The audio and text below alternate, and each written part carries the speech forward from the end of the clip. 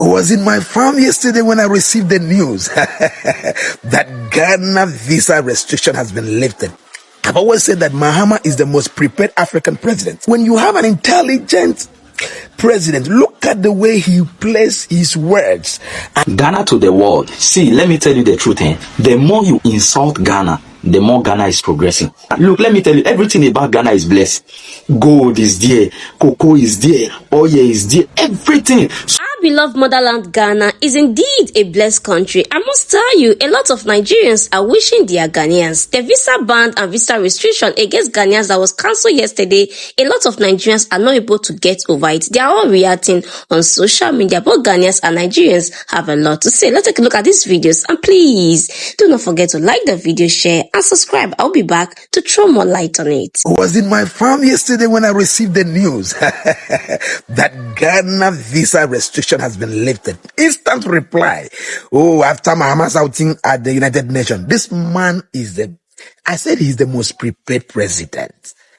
He told them, the first black woman who became a district judge in America, California, and when the Slovenia first black mayor is also a Ghanaian. And before we talked about this guy Kofi Annan and all that important Ghanaians and the impact they created. That we are not invaders. We are not invaders. We are migrants with purpose who are determined to create impact. And it was an instant reply after the United Nations outing.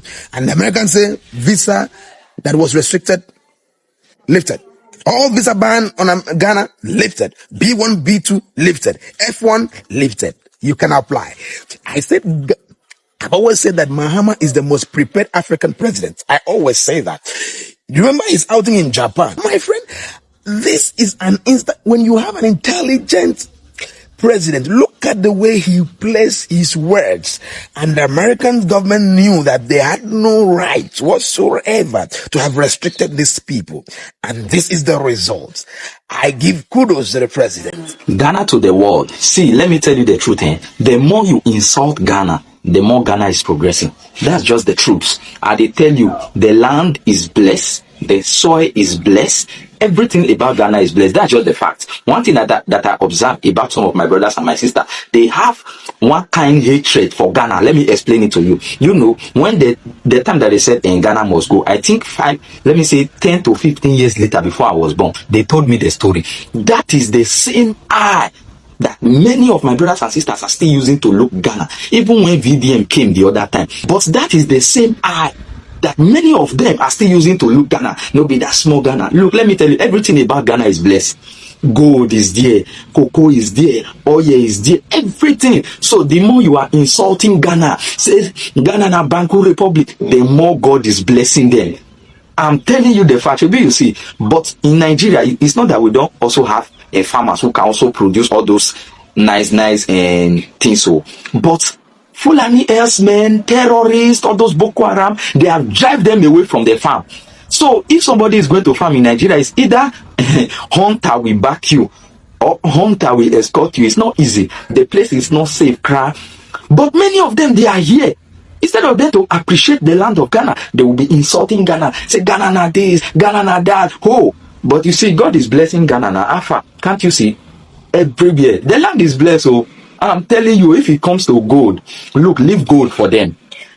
It's even better because if you see some of the youths in Ghana that went into Galamsey, I know that is something bad. It's not nice. That one is government property.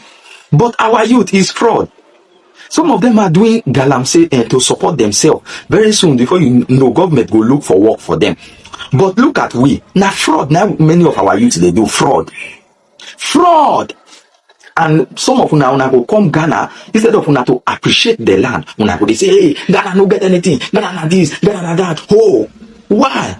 It's not nice. Any land where they bless you, no insult her. Ghana is blessed. Yo, my fellow Ghanaian people, the video of our lovely His Highness, His Excellency John Dramani Mahama, when he give speech for United Nations Assembly. John Dramani Mahama, you earn my respect and also my loyalty. Bros, I greet you. I salute you. You know why? Because now you be the only president wey me I dey see wey be say you dey give speech without looking at paper, like you don't even care, like you are just saying everything from your head, from off head, like all, and you could able to narrate all the problems and solution with your head. Guy, you are a genius. I no go lie for you. In Ghana, you guys do not know the kind of president God has given you. You see that 8 years of famine, I've been a drought, I've been a financial mistake, financial error. During the time of Akufo-Addo, you see that 8 years. When I vote Akufo-Addo, God used and take suffer on a small. Then come later forgive you guys, then give you back Mahama. First of all, I'm not about party, NPP or NDC, you understand? See, Mahama, anywhere, any party where you enter, me I dey your back. You understand the point? Because you do for just that thing. You were able to analyze all the problem that is happening. It is not like our former president, Akufo-Addo. In fact, not be only him. You see Akufo-Addo, you see Tinubu, you see Buhari, see, they are triplets. They are triplets. Can't you see their resemblance? Look at their forehead and their eyeball. Look at their resemblance. Now that's why they call them Ndahini, sleeping hini, sleeping togbe, having a sleeping manche. I don't know, maybe those old men, maybe they take red. Because that they are sleep when they sleep, no be natural. Guy. They go now go come out from private jets. Look at the luxurious planes on they take travel. On I no still sleep there. On I go come summit. On I go come they sleep. A place where they discuss about problems and how to solve them. Una go say now na sleep on I won't sleep. I don't know, maybe that on sleep na meeting, na witchcraft meeting. Una they do inside sleep. Me, I don't know exactly, because if no be witchcraft, that kind of sleep one they sleep. Yeah, now only witches and wizards, and then they sleep that kind of sleep. Yes. Because in fact Ghana, if be Ghana, Nigeria, I blame una for voting old men. Old men that cannot, I'm not sure they can satisfy their wives on bed. How can they satisfy a country? All those three, I'm very sure that they take red. How can they satisfy a country? For God's sake. Sometimes Africans make they use our IQ. At least vote for a president, an active where we say blood see the rush for him body. Vote for that kind of person. Make you come stand for now. You understand? You go stand for now with full chest, with full body. You see, there is these two words Nigerians must learn and stop to tolerate or to accept from any politicians. No matter the office the politicians hold, starting from the president down to the councillor at the ward level, there are these two words we must no longer take from them, because it is the word they always use to deceive us and keep buying times for themselves until they vacate office and nothing happen. And when they are gone, you and I know that we don't have any means to hold them accountable, like you did say so and now you did not do it. There's nothing we can do. Number one is words like this. Word like this is what Nigerians should no longer tolerate from anybody. Call him a president, call him a governor, senator, member of the House of Rep, local government chairman, at any level. They should stop telling us things that doesn't make sense. Number one, I think at the coronation of the president at the Olubadan, I think the Olubadan of Ibadan, he made this comment. He said, your suffering is pain of painful surgery. Tinubu tell Nigerians at Ladoja's coronation. What is Bola Ahmed Tinubu telling us? You know, when you have surgery, you feel pain during the surgery. But maybe when the surgery finally go, you no longer feel the pain and you now enjoy what you had the surgery for. Perhaps you are now free from that ailment. That is what the president is telling Nigerians. But this is the logic. Why will only Nigerians be the one to feel the pain? Is Tinubu and his family, is the governors and their family, is the senators and their family, is the House of Rep members and their families not also Nigerians? What forbid them from sharing from this pain of surgery? Am I the only one that should feel the pain of surgery? Like it has always been only me and my family and the ordinary Nigerians? Words like this should henceforth continue to anger the ordinary Nigerian. Mr. President, sir, stop telling us words like this. You are a Nigerian. You are not more of a Nigerian than I do. Sheyi Tinubu is not more of a Nigerian than I do. Godswill Akpabio is not more of a Nigerian than I do. Nyesom Wike is not more of a Nigerian than I do. Neither are they more of a Nigerian than my children. Why is it me, my lives, and my family that is feeling the pain, that is have to undergo the pain of a painful surgery for Nigeria to heal? Meanwhile, you live in affluence and luxury, hitting me with all sorts of meaningless taxes. It doesn't make sense now. I read this news, I was like, can this one just stop? Looking at Nigerians and looking at them in the face and calling them idiots is already enough. That is number one. We should stop taking words like this from them.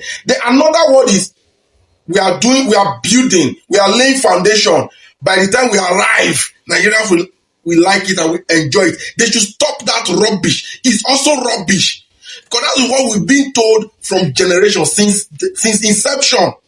No administration, no government has not told Nigerians to bear patience that they are, in most cases, we inherited a bad economy. We are laying the foundation for the future. The future they will never allow us to see. But see, I don't know when this rubbish will stop. The leaders, although they call themselves leaders, must start to realize that the people are beginning to get wiser. And the people must also prove that in their words and action.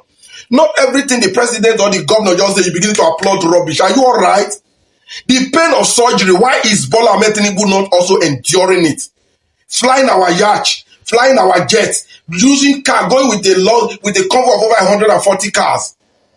When we share from that pain, I should sacrifice my red liquid for Tinubu and co, for Akpabio, for Wike to buy more houses in the US. Nigerians, I don't know what you think, but things like this, in case we've been ignoring them, but I think it's our time to stop. They shouldn't be telling us that. I just want to believe I just spoke the mind of many. If I have done that, let me know that at the comment section. Enough of the say finish. Now, let me tell you why I think this country, Nigeria, may never work. And if it is going to work, it will be on sheer stroke of luck. And I mean it with all. I'm a very passionate Nigerian that believes that this country should work. But every day there are circumstances, situations, scenarios that stare you in your faces. And then if you have to close your eyes, deaf your ears, and don't feel for you to believe that there is any hope at all. Whether it's lack of education, it is psychophancy, or we are just psychopaths, we have too many psychopaths, or all of us have agreed that this country must let's agree so that the rest of us do not waste our time. So a government official, a governor, set out to ask for a contract from business partners. Now, in the Nigerian procurement law, it is wrong. Let me put it like that. It is a crime to do any procurement without the process, without the due process. And one of the due process will be bidding for contractors. Whether it is one or two, there is a process. You open bidding, you ask that people submit their quotations, and then you go into it. All of this, see, because it is a law, if you break it or if you don't adhere to it, you have committed a crime, and it is an impeachable offense. I have an uncle here in the UK, and something happened. We're having conversations, and then we just like to say, okay, this thing about COS and all of that. He said, because he bears my son name, he will not be able to give me COS. And I wasn't required. We were just talking about it. Yes, he said, the country laws, they do not want you to favor any, they don't believe in favoritism and sectionalism. They don't believe, if you do it, I'm not saying it doesn't exist, but it is anti-system. The system have been created to ensure that if there is anything you are doing and they feel that you are favoring. For example, if a Nigerian business owner is here and there are too many Nigerians working for him, except it is a peculiar business, for example, a restaurant, that even at that, yes, you are still alerted to ensure that you have other country nationals that are interested. And that's how when this USC, when it came up, when people write to, they have to tell the Home Office that this particular job, I do not have anybody within the environment and society. They're here to do the job. That's why I'm sourcing out to other countries or international workers to come. This is how processes are being worked. And I'm not saying it's a perfect system. I'm the last person that will come here and hype anything, but I'm just telling you, this is what the system are So when a governor favors his friend, it is already a crime. It is it is a very impeachable offense. Number two, all of these things, there was no contract signed, because I'm hearing some dummies writing that, oh, this is supposed to take. If there was a contract signed, these people will not be expectant of when the money should come away. So how do you do a business without a contract? And while I want to fault the business people, but you are a city governor, you are supposed to uphold. But again, you're supposed to be the one to uphold the laws of the state. You're supposed to be the one preaching how things have been done. So I'm going to blame the business partners for not asking for a contract when you're supposed to be the one putting it for. This is the same way contracts have been given for the biggest of things and the smallest of things without due process. There are professional contractors who are doing this, and there are people, but this is how we favor our people. Then three, these guys went on to all our attendance systems and organs. All of them failed. I'm sure these guys would have reached out to the police, reached out to ESCC, reached out to ICPC. For them to go and reach out to an ordinary citizen who has a platform, it means that we have a failed system. Somebody ignores all of these things and still wants to make defense 1.2 billion. It's okay for you to sit here and defend your governor. It's okay. But be in the shoes of those people first. And I look at it. No wonder the people that says lead the president. I went to one of the persons that have been complaining. It is post against the president that you have been sharing. You have problem with the president, just like I do. But we have now attacked your governor for once. You are cursing. You are insult. Wise up, man. Now I know that all the things you say, they are lies. Suddenly, we have a problem with Tinubu. No wonder the people say, make your governors accountable. And there must be a balance with these things. I have said it here. Tinubu has not made it easy for us to make the governors accountable. But the truth is, these governors are even they are even the ones culpable in the biggest of crimes and criminality. They should. In this place, I have devoured my governor, devoured my ex-governor, there is no senator, even the ones I campaign for, neither Yahweh, I have insulted them. But there are people in this country who are protecting their own thieves, protecting their criminals. Talk about Tinubu, but leave my criminal alone, leave my thief alone. Yes, they want to look at all Akpabio's family members and village people that are not even seeing food to chop. They are in comment sections defending Akpabio. It is a system that says protect our thief, but let's chop the other people's thief. Barabbas. You see the problem with this kind of mindset. How are you going to sometimes sit down and ask yourself, was this thing legal?